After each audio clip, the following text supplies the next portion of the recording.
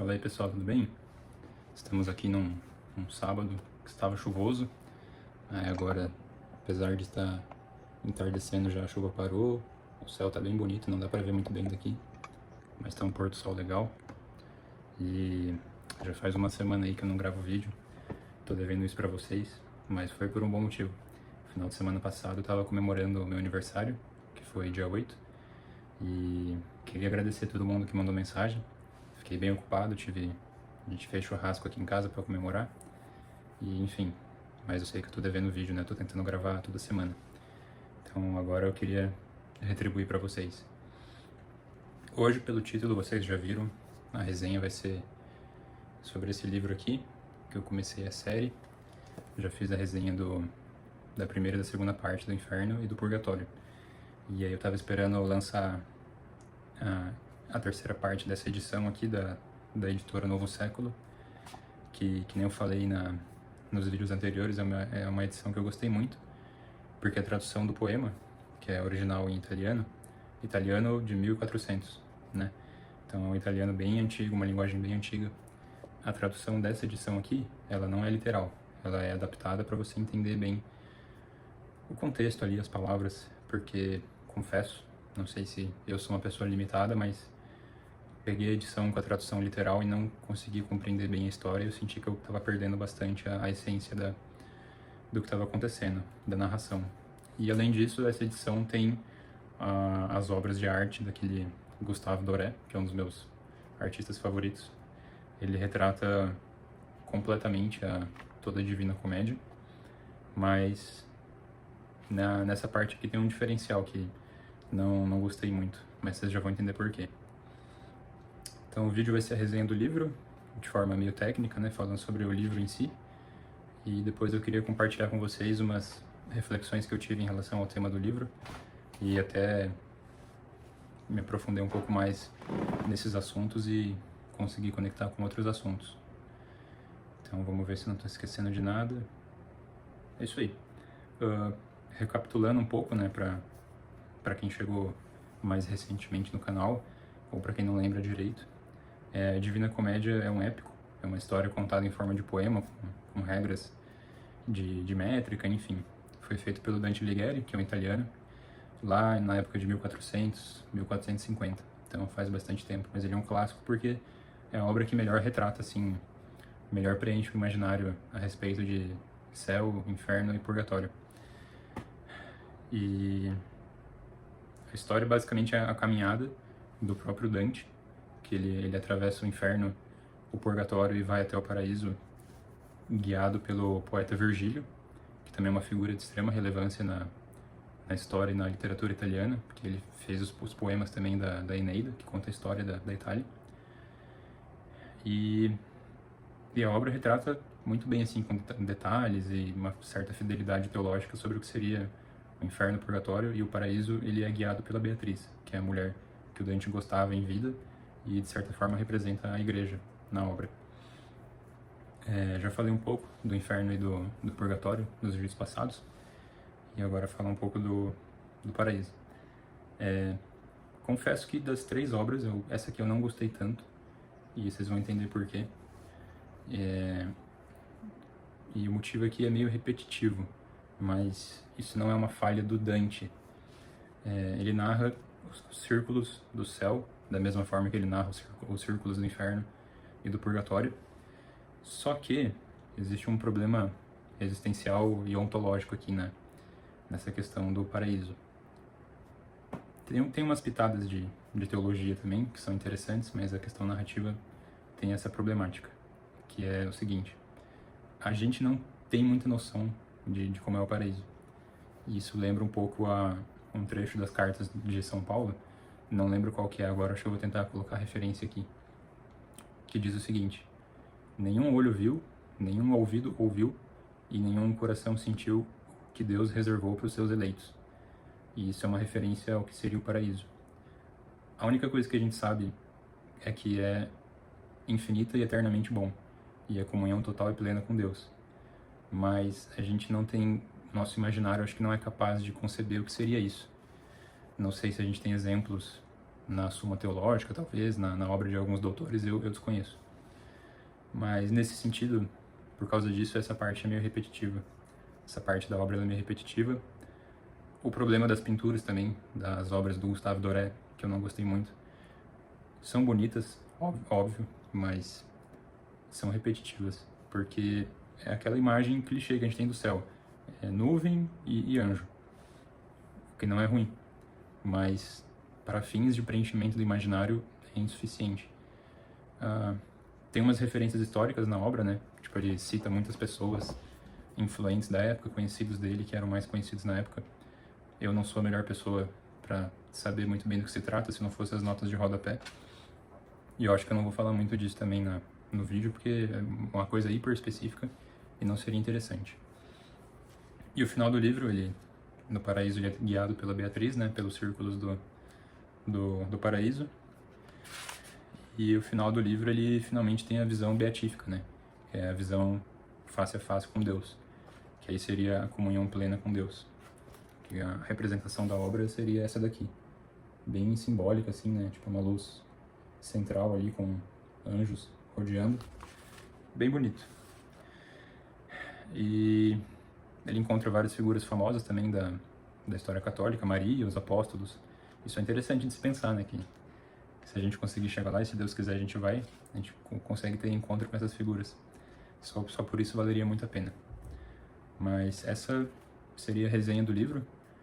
Realmente ela é mais curta, a questão do livro em si, porque, como eu falei, é repetitivo. Mas eu acho que o verdadeiro valor do livro tá nos conceitos que você extrai dele, as reflexões que você tira dele, que eu gostaria de compartilhar com vocês. Tem muito a ver também com o vídeo passado que eu gravei, o vídeo mais recente que eu gravei, que é qual deveria ser a sua resolução de ano novo, a única e mais importante resolução, que é aprofundar a sua relação com Deus. Isso tem muito a ver com o que eu extraí do livro, que é o seguinte: enquanto eu li o livro, eu tive uma sensação, assim, uma inspiração muito profunda de uma frase que eu lembrei de um youtuber que eu assisto, que tem muito a ver com o livro de Eclesiástico. Aliás, Eclesiastes. Que a frase é: tudo é fraude. Tudo é fraude, fraude das fraudes. E a frase parecida com Eclesiastes é: vaidade das vaidades, tudo é vaidade. E o que significa isso?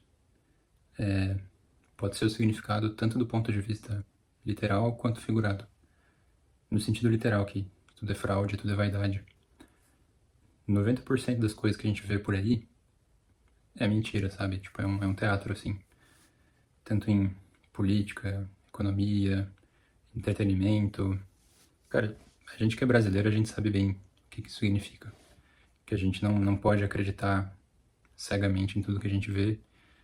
Umas coisas mais óbvias do que as outras, mas, assim, a maioria das coisas que a gente acredita, principalmente quando a gente vai crescendo, a gente percebe que é mentira. E o segundo sentido, o sentido figurado de dizer que tudo é fraude, tudo é vaidade, é no sentido de que o que o mundo diz que é importante pra gente, na verdade é extremamente irrelevante. E esse é o ponto do livro, da reflexão que eu extraí do livro, e que tem um pouco a ver com o vídeo passado, que eu digo que a resolução mais importante é você aprofundar sua relação com Deus. O que verdadeiramente não é vaidade, o que não é fraude. E o ponto principal do vídeo, o que significa realmente você vencer na vida, que eu percebi isso no livro, né? Você só verdadeiramente vence na vida depois que você morre. Por quê? Você só vence na vida se você vai pro céu. Pra mim, esse é o principal ponto definidor de alguém vencer na vida. Pelo contrário, você fracassou na sua vida se você foi pro inferno. E por que eu digo isso? Porque por mais que a gente ache que a nossa vida terrena é muito expressiva, a nossa vida pós-morte é infinitamente mais relevante, porque ela será eterna, nossa alma não está condicionada ao passar do tempo, porque isso é algo físico, o tempo é físico, e a nossa alma é metafísica, e essa condição de céu e inferno ela é irrevogável. E um é eternamente bom e infinito, e o outro é eterno e infinitamente ruim. Então, assim, isso vai acontecer para todo mundo. Todo mundo vai morrer, todo mundo tem alma, e todo mundo vai para um lugar ou para outro. Tipo, não tem escapatória. Por isso que eu digo que é a coisa mais importante, porque é algo eterno, infinito e comum a todas as pessoas. Agora vem o desenvolvimento dessa ideia. O nosso problema é esquecer que o nosso destino é esse. Ele é inexorável. E a gente esquece isso, a gente esquece essa dimensão, só que o fato da gente esquecer ou não acreditar não faz com que aquilo deixe de existir. E a gente acaba criando métricas nessa vida terrena para tentar estabelecer o que é vencer na vida. Então, dinheiro é o mais óbvio, status, poder. Só que isso é extremamente problemático. Acho que vocês já devem ter percebido isso, é meio óbvio. Porque, primeiro, que essa realidade material acaba excluindo essa realidade espiritual. E muitas vezes acaba sendo, inclusive, contraditória. Não que o bem-estar material seja ruim em si mesmo. Acho que a igreja nunca condenou bem-estar material, riqueza. O problema é aonde você bota as suas prioridades. Tipo, aonde você bota a sua hierarquia de valores. E aonde que você bota o seu destino final, enquanto ser vivo, enquanto ser dotado de alma. Então a gente cria essas métricas e isso evidentemente faz mal pra gente, tipo, a gente já percebe isso muito rápido hoje em dia por causa da questão dos meios de comunicação, que o ser humano adoece tentando buscar essas métricas e você vê nitidamente que existe uma certa problemática, uma certa mentira nessa constatação de que fulano venceu na vida porque tem tal emprego, tal bem material, tem tal cargo, tal status. Só que o que realmente importa é, tipo, pra onde você vai depois que você morre, porque todo mundo vai morrer. A sua vida vai acabar uma hora. A gente não... Acho que também a gente não vai conseguir estender nossa vida por muito tempo, por meios científicos, qualquer coisa do tipo. E esse é o destino natural do homem. E, de novo, esse destino, ele é eterno, porque é a sua alma que vai pra lá, não é seu corpo. E por ser eterno e infinitamente intenso, no sentido de que ou você vai estar no paraíso ou no inferno, ele é infinitamente mais importante do que essa sua vida, no sentido de dizer se aqui você tá ganhando ou perdendo. Não sei se acho que deu pra entender bem. Então, assim, e é muito mais fácil do que parece pra gente conseguir ganhar essa conquista.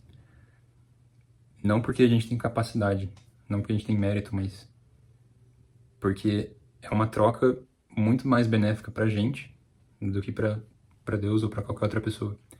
Porque você tem que abrir mão de certas coisas que nem te fazem bem, que são vícios e bens materiais que não vão te deixar mais feliz, em troca de uma comunhão com Deus. Ah, Thiago, mas por que você disse que a gente tem que abrir mão? Porque essa é a premissa básica da santificação. Você renuncia a si mesmo e segue Deus. E assim, pra quem acha que isso é um grande sacrifício, se você for pensar, né, é muito barato. É um investimento que vale muito a pena.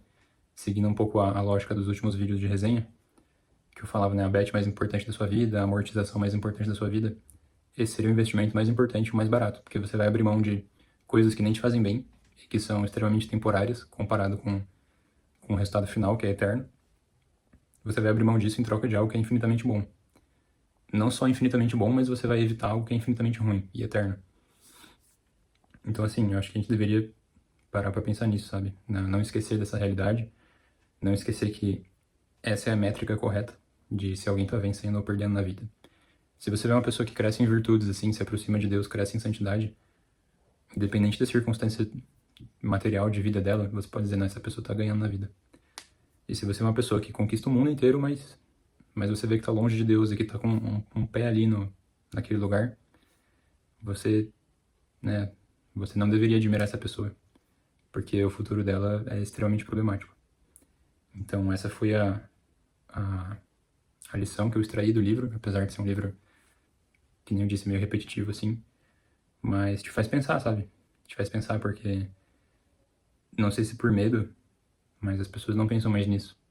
Só que nem eu falei, é uma coisa inexorável, inevitável, não adianta você deixar de pensar nisso e nem deixar de acreditar nisso, porque a existência de algo depende da sua crença naquele algo.